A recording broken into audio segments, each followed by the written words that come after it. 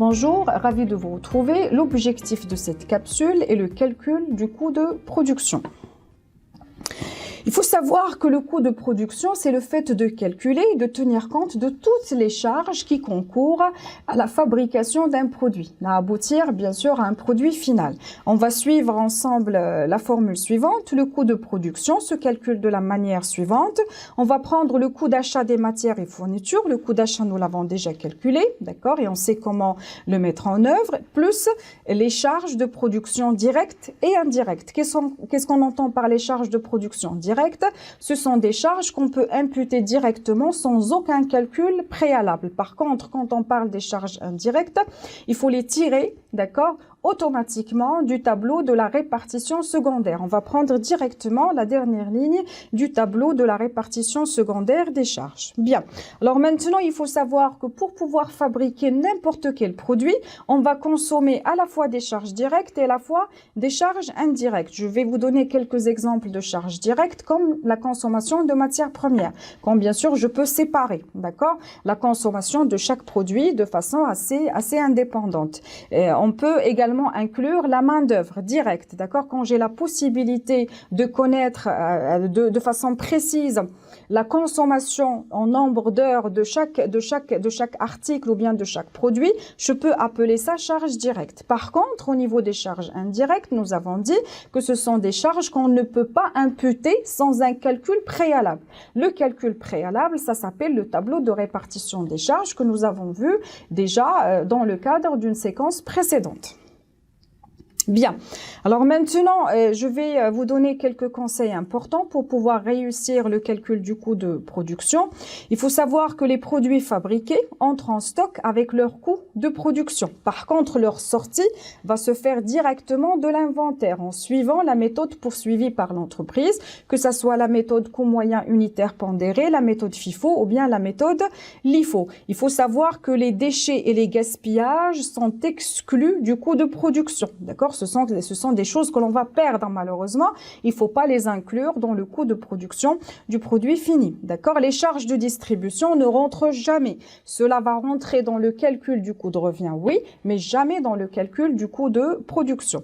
Et dernier conseil, je pense que c'est le plus important, essayez toujours de tracer un schéma, d'accord, explicatif du processus technique de la production. C'est ce qui va vous aider à visualiser, d'accord, la production de l'entreprise pour pouvoir séparer à chaque fois les centres et séparer la fabrication des articles.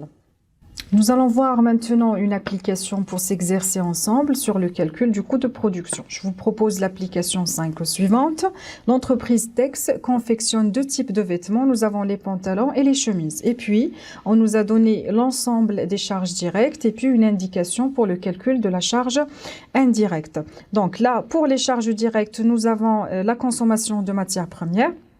C'est 1250 kg pour les pantalons et 1500 kg pour les chemises à 11 dirhams le kilo. Donc, nous avons le prix, d'accord, unitaire pour acheter une unité, d'accord, en matière première.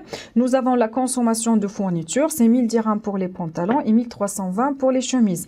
Ici, on nous a donné directement la valeur de la consommation de fourniture. C'est pas partagé, c'est pas, si vous voulez, scindé en partie quantité et partie prix unitaire.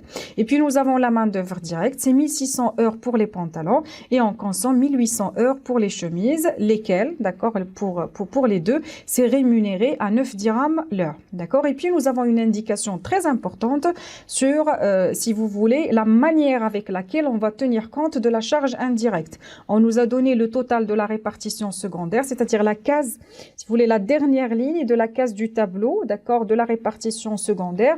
On a tiré le total de la répartition secondaire pour le centre production, centre principal production, qui s'élève à 1700 dirhams. Et puis, on nous a donné une indication comme quoi ce centre-là est valorisé en nombre d'heures, d'accord, de fabrication pour les deux produits. pour les pantalons et les chemises. Et puis, on nous a donné l'information sur la quantité globale produite durant le mois pour les pantalons et pour les chemises. Donc, la première chose à faire quand il s'agit de calculer un coût de production ou bien quand il s'agit tout simplement d'appréhender n'importe quelle étude de cas, la première chose à faire, c'est de schématiser. D'accord? Le schéma va nous permettre de tenir compte du processus technique de la fabrication, d'accord, de n'importe quel produit. Donc ici, l'entreprise Tex fabrique deux types de produits, les pantalons et les chemises. On a mis la quantité fabriquée en pantalons et la quantité fabriquée en chemise.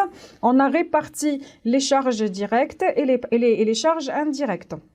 On a mis dans le titre charge directe la matière première consommée, les fournitures et la main-d'œuvre directe. Et puis, on a donné l'indication pour tenir compte de la charge indirecte. Donc, la première chose à faire, c'est de préparer la charge indirecte. On nous a dit que c'est lié au centre principal production. D'accord? Ce centre principal production, on a eu son montant total de la répartition secondaire. On nous a donné également l'unité de sa valorisation. C'est en termes de nombre d'heures de fabrication.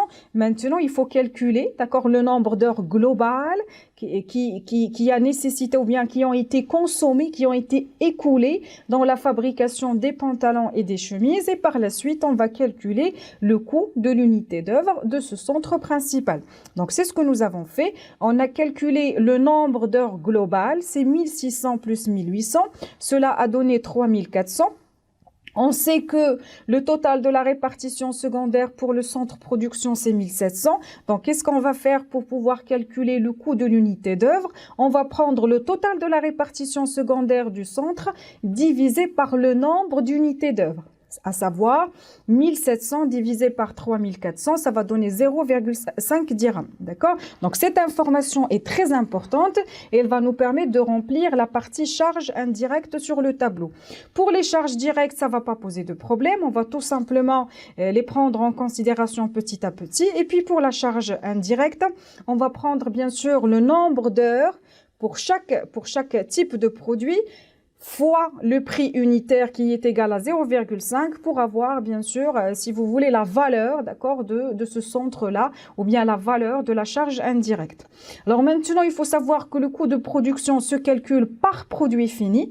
Ici, nous avons deux types de produits finis. Nous avons les pantalons et les chemises. Donc, il faut tracer ici deux tableaux. Le premier tableau s'intéresse au calcul du coût de production pour les pantalons. Nous avons commencé par les charges directes. Il y a la matière première, d'accord, nous avons mis la quantité fois le prix unitaire qui est égal à 11. Cela a donné une valeur globale de 13 750. Nous avons la main d'œuvre, on a consommé 1600 heures fois 9 qui est le prix, d'accord, de chaque heure. Et cela a donné un produit de 14 400. Puis pour les fournitures, on nous a donné directement et d'emblée la valeur globale, c'est 1000. Maintenant, pour le centre de production, il faut prendre le nombre d'unités d'œuvre pour les pantalons. On va séparer, d'accord, c'est 1600 fois 0,5, cela a donné 800. Donc, pour avoir maintenant le coût de production, je prends le total en termes de valeur, d'accord, de la colonne, divisé par la quantité produite. La quantité produite en termes de pantalons, c'est 2500. Donc, quand je prends 29 950 divisé par 2500, ça va donner un coût de production unitaire de 11,98. Bien, partons maintenant vers les chemises. Donc, de la même manière, on va tracer le tableau dans lequel on va commencer d'abord par les charges directes et puis on va mettre les charges indirectes. Donc, pour les charges directes, comme nous avons fait pour les pantalons, c'est trois charges directes, à savoir la matière première, la main-d'œuvre et les fournitures, et à chaque fois la quantité fois le prix. Et puis, pour la charge indirecte, je prends le nombre d'heures écoulées, d'accord, dans la fabrication de l'ensemble des chemises, c'est 1800, fois le coût unitaire de 0,5, ce qui va donner 900. Le total de toute la colonne, c'est 34 920, divisé par la quantité globale produite en termes de chemises, et ça va donner un coût de production unitaire de 17,46.